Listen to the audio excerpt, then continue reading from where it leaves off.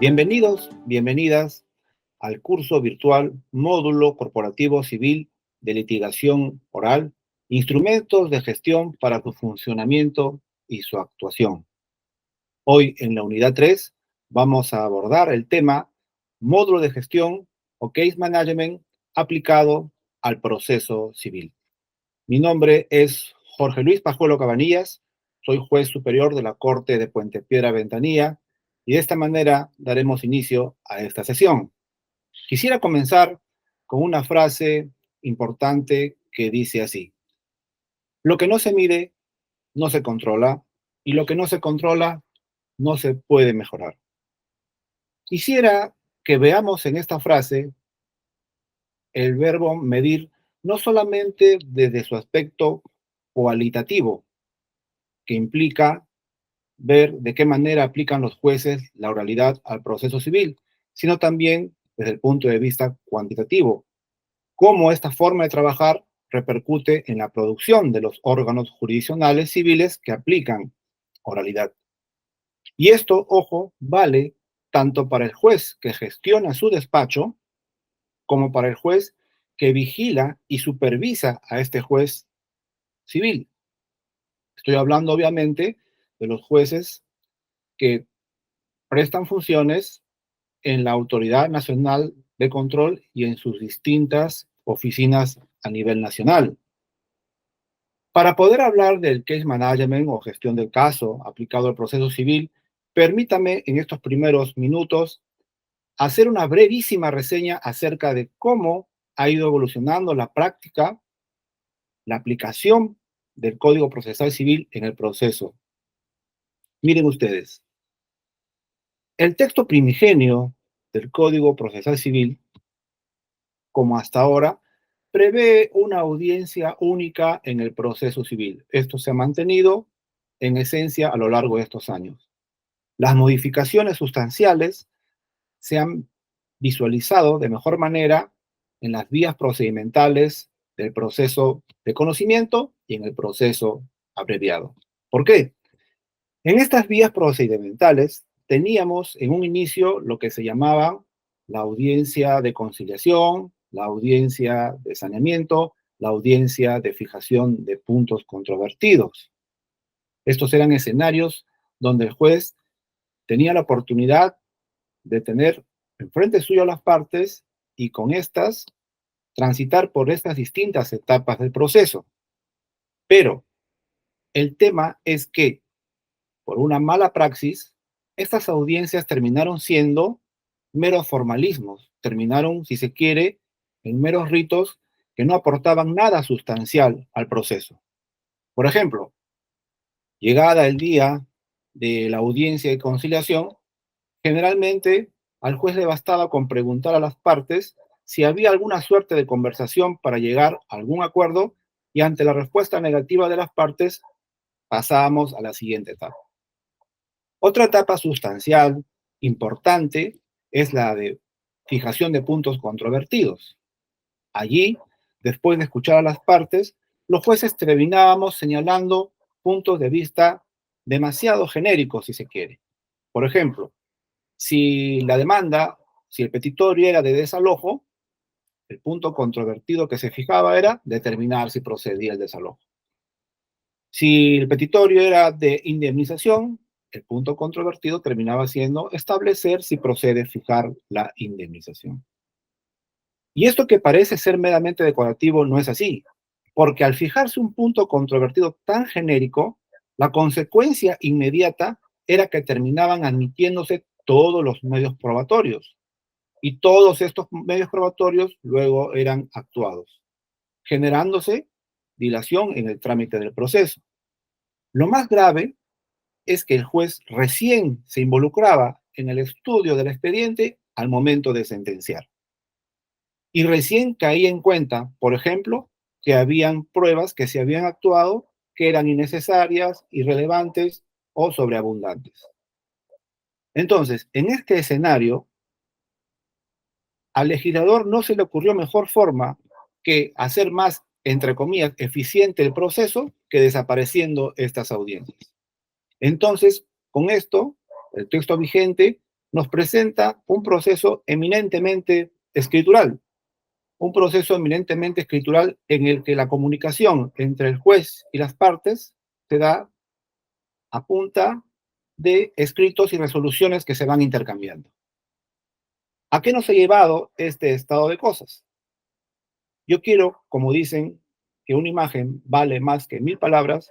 En esta imagen y en esta otra que presento a su consideración, vean cómo refleja el estado actual o hasta hace poco cuál era el estado de los procesos. Estas son tomas que he obtenido de un documental muy conocido del diario El Comercio llamado Justicia de Papel. Es un registro audiovisual que refleja sin duda, de alguna manera, cómo ha sido el trámite de nuestros expedientes en materia civil, lo que obviamente se está mejorando gracias a dos cosas. Por un lado, la aplicación de la oralidad y por otro, la implementación del expediente judicial electrónico. Pero este era pues nuestro panorama. Por poner un ejemplo dramático, el caos, el desorden, la mala gestión de los papeles, de la documentación, llevó, por ejemplo, a un accidente lamentable, a un incidente lamentable en el año 2021. Esta toma corresponde a una noticia en la Corte de Huánuco, donde los anaqueles de los archivos de expedientes se desplomaron e inclusive esto costó la vida de un servidor judicial. Como comprenderán, estábamos en un estado de cosas que no podía seguir así. Es por eso que el Poder Judicial comienza a trabajar un un plan piloto para la modernización de los despachos en materia civil, de la mano con el Centro de Estudio de Justicia de las Américas.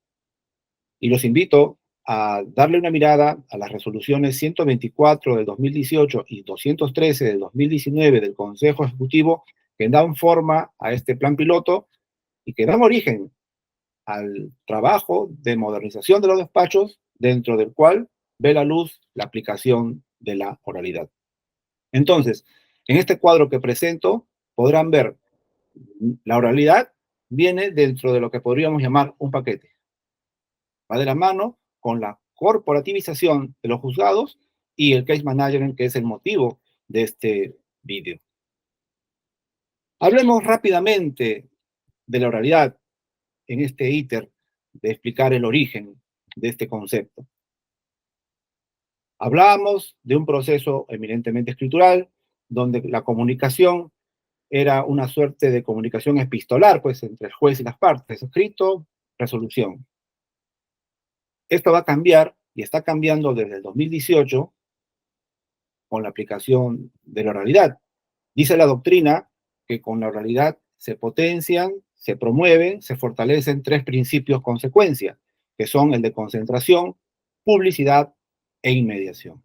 Inmediación, obviamente, ya no estamos hablando de un proceso escritural o eminentemente escritural, sino de un proceso donde nuevamente las partes pueden acceder al juez, en lo que vamos a ver más adelante, que se conoce como la audiencia preliminar, que aplica a los procesos abreviados y de conocimiento.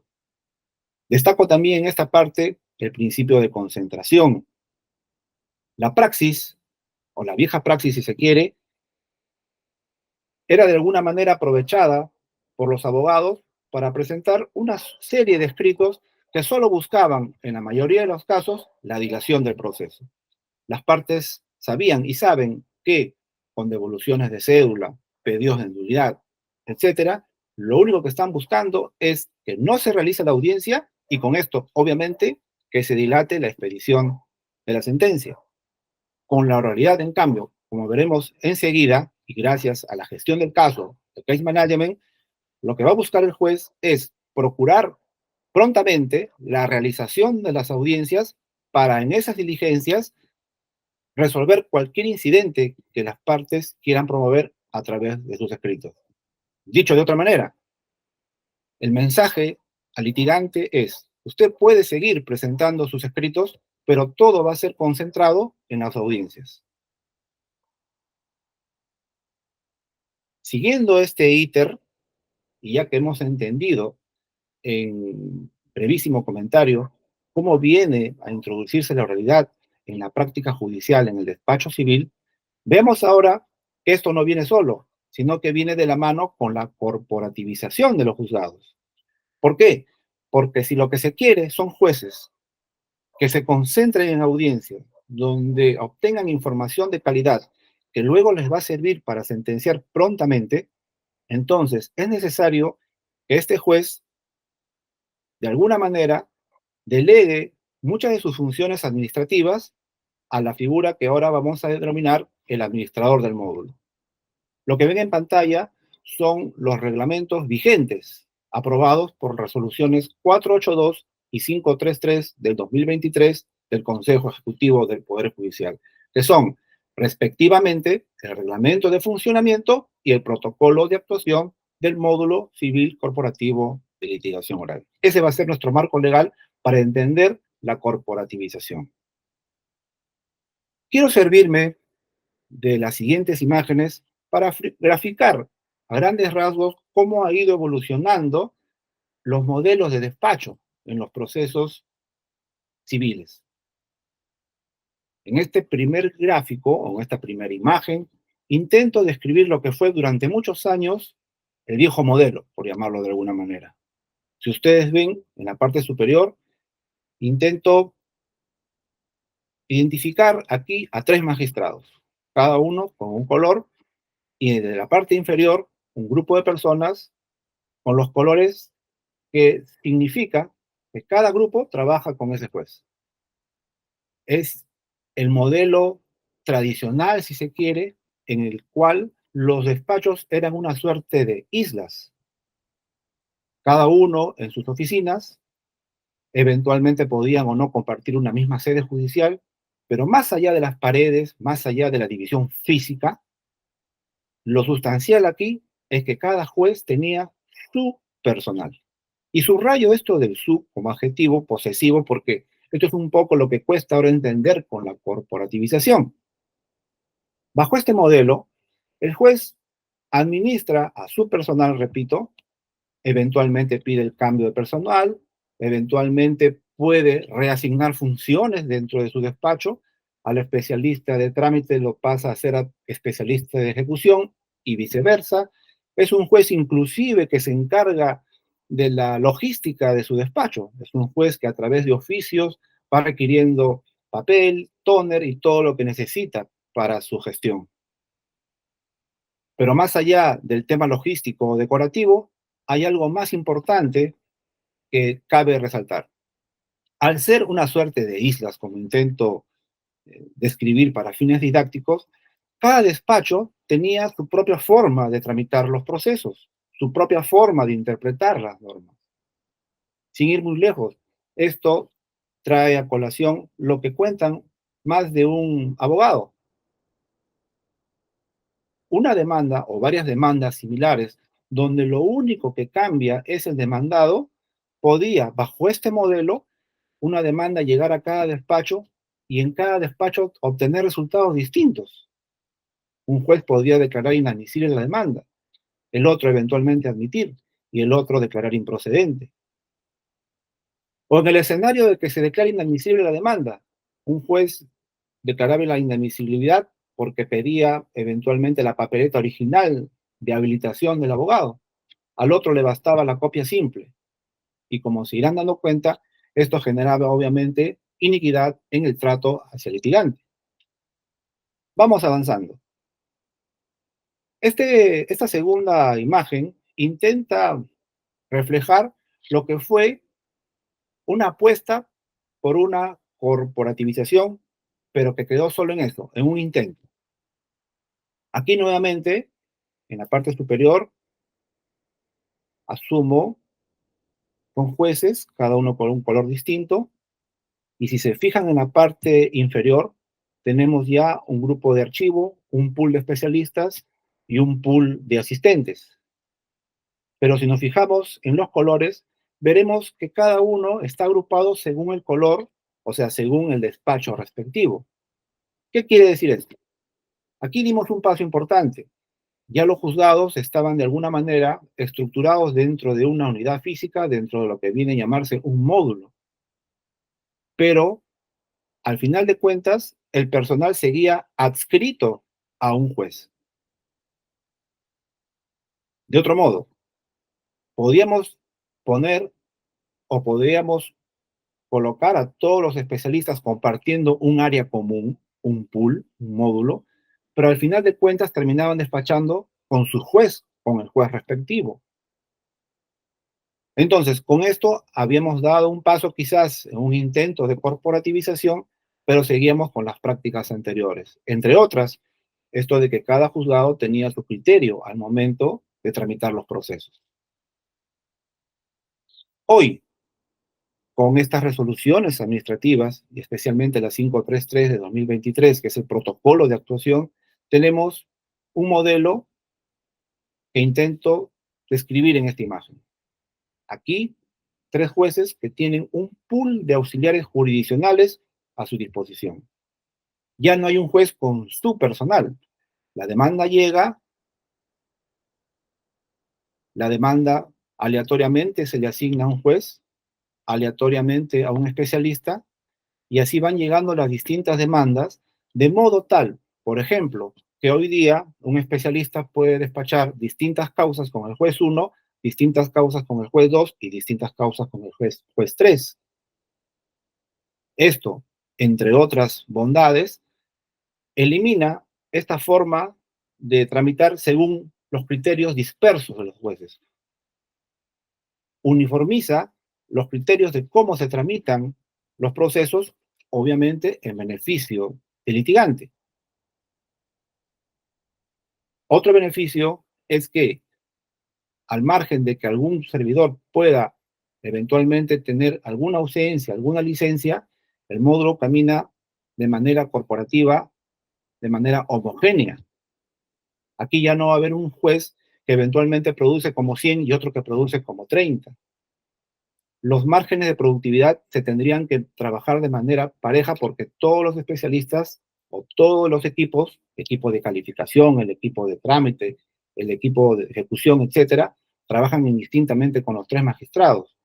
Y esto obliga, entre otras cosas, y así está previsto en el protocolo, que los magistrados se reúnan mensualmente por lo menos una vez para consensuar, entre otros casos, los criterios que tienen, a través de lo que se denomina la Junta de Jueces. Entonces, ya hemos visto cómo de la modernización del despacho civil nos trae, por un lado, la oralidad, de la mano de la corporativización de los juzgados, y entra el tercer elemento, que es el case management o gestión del caso. ¿Qué debemos entender por este concepto, por estas palabras?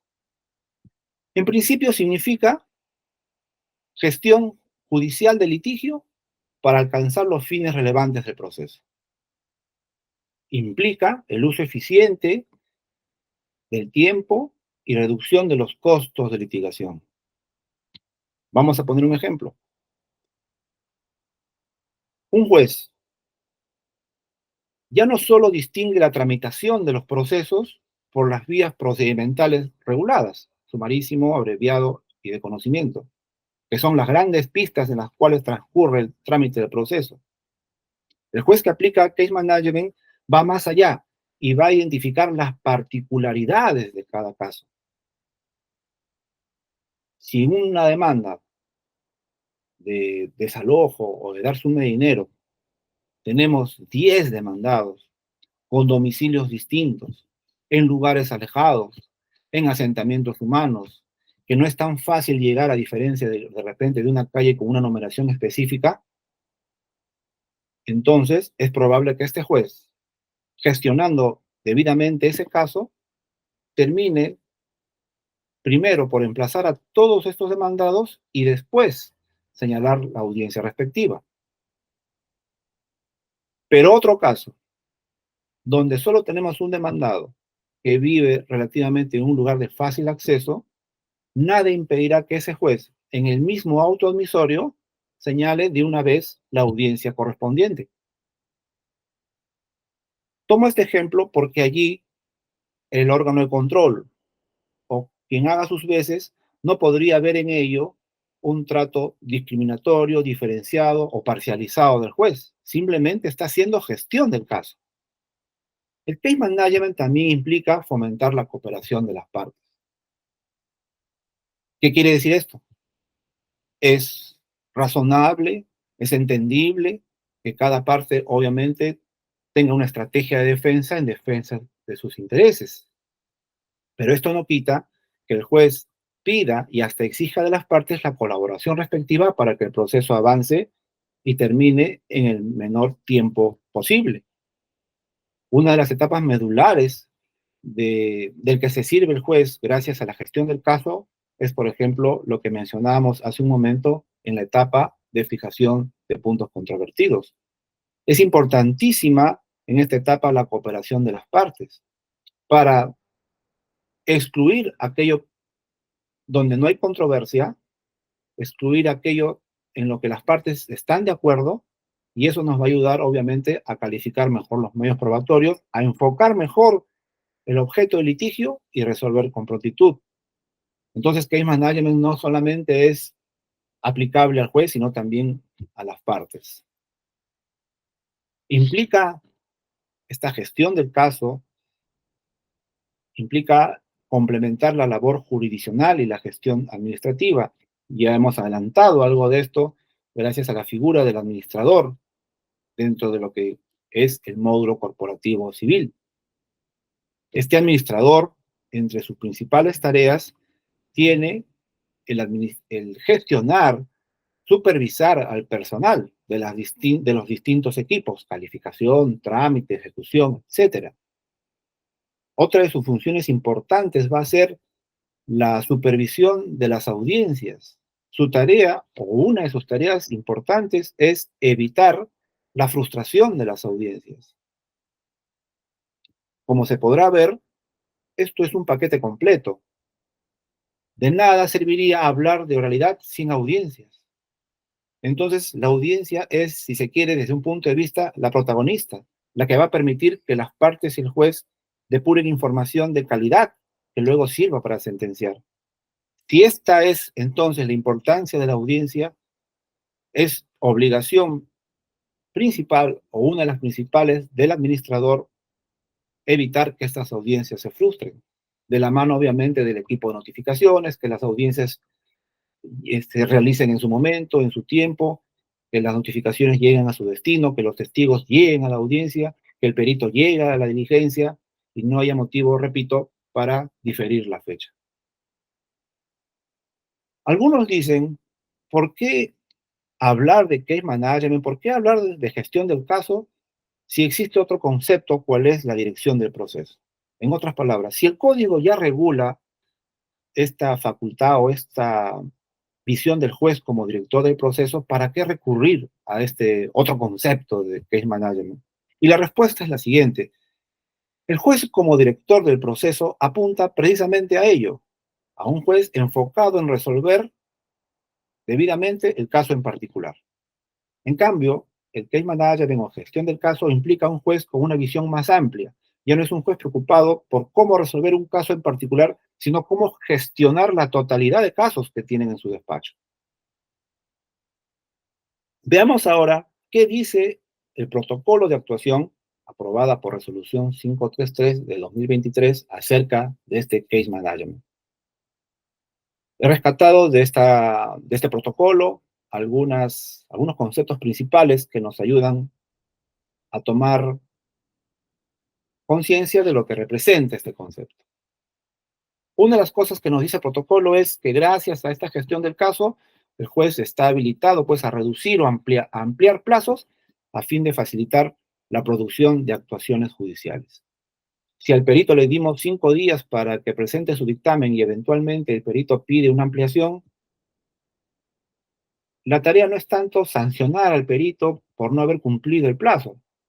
La meta es que se presente la pericia, que sea valorada, que sea explicada en audiencia y se resuelva cuanto antes. Y hemos dicho también acerca de evitar la dispersión de actos procesales, que es otra característica reflejada en esta resolución 533 del 2023. Gestión del caso implica, repito, evitar la dispersión. Contrario sensu, concentrar actos procesales. Esto es un importante cambio que es importante subrayarlo.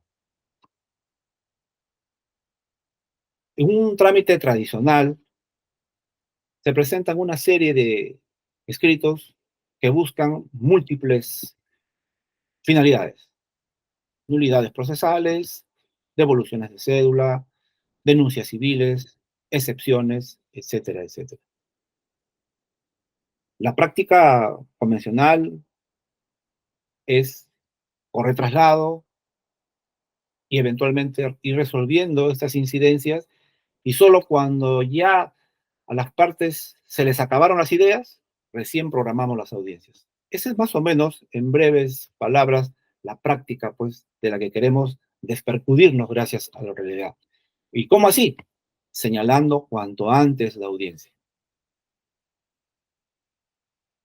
Los escritos van a seguir siendo presentados. Esto no lo podemos evitar, forma parte del derecho de defensa, hay plazos que se les vencen y nadie va a evitar que presenten escritos. La idea es que estas incidencias o estos pedidos sean resueltos en audiencia.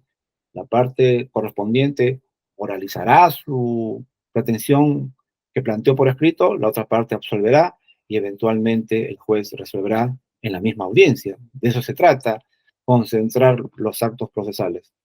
Como se podrá visualizar, la idea es que las partes internalicen que esa práctica de ir presentando escritos con la intención de dilatar la audiencia ya no será útil, ya no será una apuesta eficiente, porque el juez sí o sí va a señalar la audiencia preliminar. Y será allí donde tendrá que sustentar, pues, los distintos pedidos que se les pueda ocurrir. Y más de un juez dará la razón cuando decimos nosotros que a veces el papel aguanta todo y uno puede formular una serie de pedidos, a veces sin sustento. Y la idea es, pues, que en audiencia se enfrente ese abogado, confronte sus ideas, exponga o se exponga frente inclusive a su cliente a ver si mantiene determinado petitorio y se resuelva en audiencia. Según esta resolución 533-2023, el case management también permite al juez hacer acuerdos o convenciones probatorias acerca de las distintas pruebas, valga la redundancia, que se pueden ofrecer en un proceso. Si bien es cierto, el Código Procesal Civil nos da un derrotero de cuál es el orden en el que en principio tienen que actuarse las pruebas, nada quita, bajo este modelo de gestión, que las partes consensúen el orden en el que prefieren que sean actuadas estas pruebas y no habría inconveniente en ello. Lo importante es que se obtenga la información.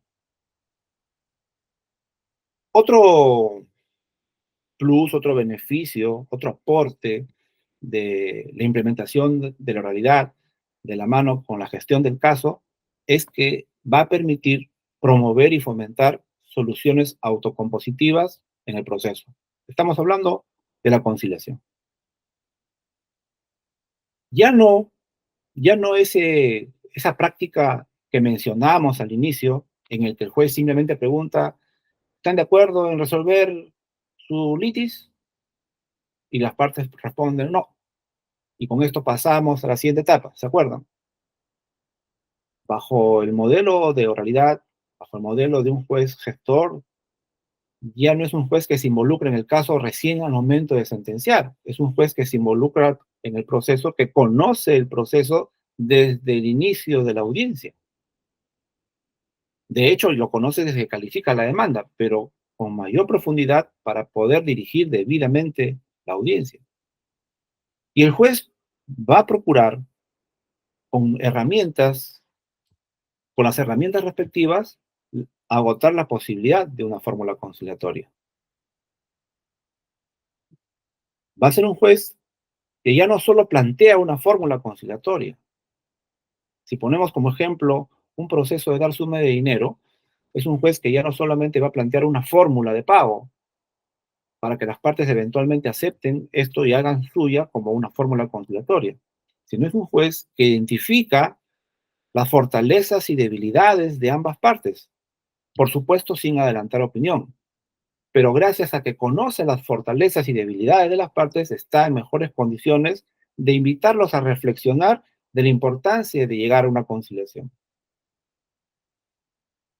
Si ponemos como protagonista al órgano de control, podría determinado juez decir, ¿qué hace un juez?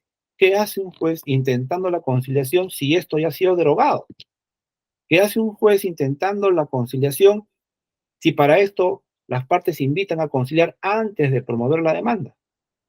Por eso decíamos, es importante conocer esto de la gestión del caso, del case management, de la realidad, para poder entender que ese juez que está intentando una conciliación no está saliéndose del marco legal, menos podríamos decir que está prevaricando. Lo que pasa es que este juez está aplicando el protocolo de actuación aprobado por el Consejo Ejecutivo del Poder Judicial. Y con esto quiero ir terminando. Quiero referirme a la audiencia preliminar, porque la crítica, cuando comenzó a aplicarse a la realidad en Arequipa en el 2018 y allí y así sucesivamente las distintas cortes superiores, uno de los cuestionamientos es, ¿y de dónde sacan ustedes, de dónde estamos sacando la audiencia preliminar? Si ese nombre no va a encontrarlo usted en ninguna parte del Código Procesal Civil. Y la respuesta es la siguiente. El Código Procesal Civil regula en su artículo segundo del título preliminar esto de que la dirección del proceso está a cargo del juez. Su artículo 50, inciso primero, nos reitera que es deber del juez dirigir el proceso. Y por último, el artículo 51, inciso 3, nos dice que el juez está facultado para ordenar la comparecencia de las partes para interrogarlas sobre los hechos discutidos. Prestemos atención sobre todo a este último artículo, 51.3. El juez está facultado para citar a las partes y preguntarles sobre los hechos discutidos. Entonces, podríamos haberle puesto otro nombre, comparendo, audiencia de diligencia de esclarecimiento, se optó por denominarla audiencia preliminar. Pero más allá del nombre con el que se haya acuñado esta diligencia, lo importante es que no estamos saliendo del marco legal. Los reglamentos aprobados por el Consejo Ejecutivo no contradicen en ningún extremo lo que regula el Código Procesal. Lo que está haciendo es uniformizar la práctica de los distintos jueces que se sumaron voluntariamente a la oralidad. Y esto es importante subrayarlo. La oralidad no es un proyecto aprobado e impuesto por el Consejo Ejecutivo. Es un proyecto que ha sido hecho suyo por los distintos jueces a nivel nacional, que ahora apuestan por una solución que pasa por esto que hemos contado a lo largo de este vídeo. Aplicar oralidad, aplicar case management dentro de un contexto de corporativización. Entonces, cerrando y a manera de conclusión, el case management es una forma de ver el proceso de manera flexible, abierta, no el proceso como un rito donde hay que quemar etapas, sino un escenario que puede ser maleable, donde no debemos perder de punto de vista el fin principal, que es resolver el conflicto de intereses. Entonces, allí donde el juez pareciera que está eh, inventándose algo nuevo, lo único que está haciendo es escoger el mejor camino para resolver prontamente el caso en particular. Con esto, damos por terminado este módulo, deseándoles todos los éxitos en vuestra gestión.